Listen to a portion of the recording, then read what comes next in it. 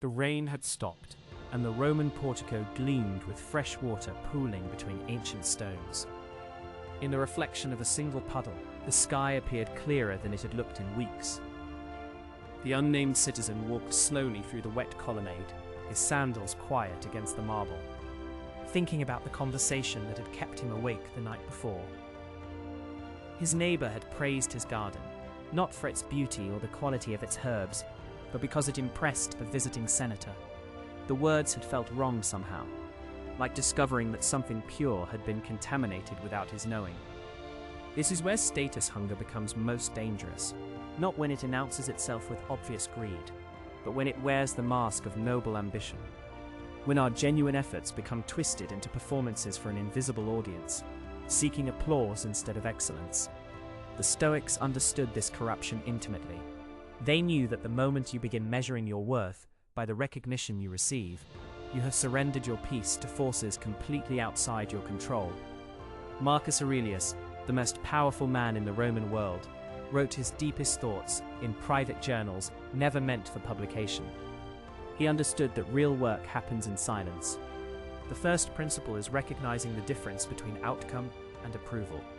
True ambition aims at results that matter, growing food that nourishes, building structures that last, developing skills that serve genuine purposes. Status hunger masquerades as ambition, but it seeks something entirely different, the emotional satisfaction of being seen as successful. When you catch yourself imagining how others will react to your achievements before you have even accomplished them, you have identified the mask. The genuine gardener tends his plants because healthy growth matters. The status-hungry gardener tends his plants because he wants to be known as someone who grows beautiful things. Epictetus taught that we become slaves to whatever we cannot do without. If you cannot feel satisfied with good work unless others acknowledge it, you have made your peace dependent on their judgment. This is not ambition.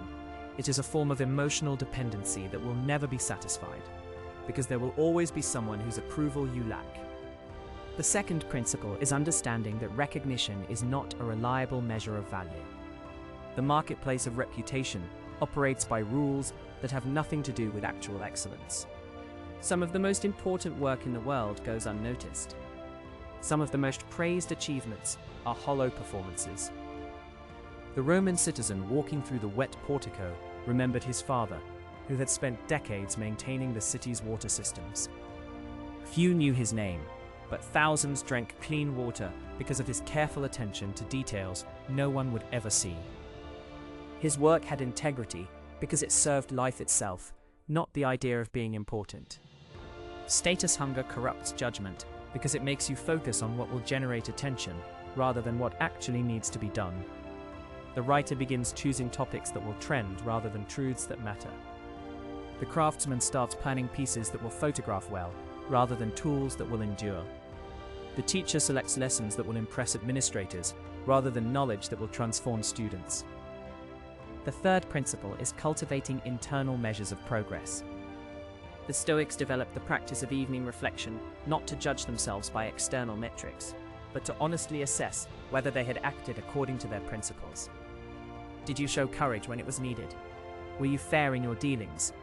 Did you respond to setbacks with resilience rather than complaint? These questions require no audience, because their answers come from your own experience. You know whether you gave your best effort. You know whether you treated others with dignity. You know whether you faced difficulties with grace or collapsed into self-pity. This knowledge is immune to the opinions of others, because it comes from direct observation of your own character. When recognition comes, it becomes a pleasant surprise rather than a desperate need. When it does not come, your satisfaction remains intact, because it was never dependent on external validation. This is the freedom that genuine ambition provides, the ability to pursue excellence without the anxiety of performance. The fourth principle is choosing work that would matter, even if no one knew about it. This is the test that separates real ambition from status hunger. If you discovered that your efforts would never be acknowledged, would you continue? If the answer is no, you are working for applause, not for the work itself. The Roman citizen had realized that his garden had become corrupted by this very problem. He had started growing herbs because he loved the process of cultivation, and wanted fresh seasonings for his meals. But somewhere along the way, he had begun planning his plantings based on what would impress visitors. The garden had become a stage rather than a source of genuine satisfaction. Seneca wrote that we should work as if everything we do will be remembered forever, and also as if it will all be forgotten tomorrow. This paradox captures the proper relationship with recognition. You pursue excellence worthy of remembrance, while accepting that memory itself is beyond your control. The fifth principle is understanding that status hunger is ultimately a rejection of your own judgment. When you need others to tell you that your work has value, you are declaring that your own assessment is insufficient. This is not humility, it is a form of self-betrayal that makes peace impossible. Real confidence comes from trusting your own evaluation of your efforts, not in the sense of blind arrogance, but in the deeper sense of knowing that you are capable of recognizing good work when you see it, including your own. This requires developing your judgment through practice and reflection, learning to distinguish between genuine quality and mere appearance. The citizen stood in the quiet portico as the last puddles reflected the clearing sky. He realized that his garden had taught him something important about ambition itself. Plants grow best when they are tended consistently, without fanfare, according to their actual needs rather than the gardener's ego. Excellence follows the same pattern. Status hunger is exhausting because it never ends. Each achievement only proves that you need the next one to maintain your sense of worth.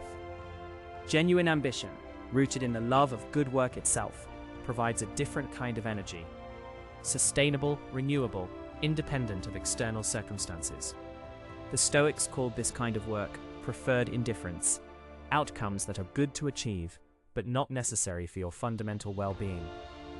You prefer success to failure, recognition to obscurity, prosperity to poverty, but your peace does not depend on getting what you prefer, because you have built your satisfaction on foundations that cannot be shaken by external events. When recognition becomes your poison, every success tastes bitter because it is never enough. When you learn to work for the work itself, success becomes a gift rather than a drug. The difference is not in what you achieve, but in why you pursue it and how you measure its value. The rain had washed the air clean, and the citizen walked home planning changes to his garden, not for any audience, but for himself. Because good work deserves to be done well, witnessed or not. In that quiet decision, ambition found its proper place, as a servant to excellence rather than its master. If this moved you, comment "The Citadel holds" below. It is our sign that you carry the philosophy with you.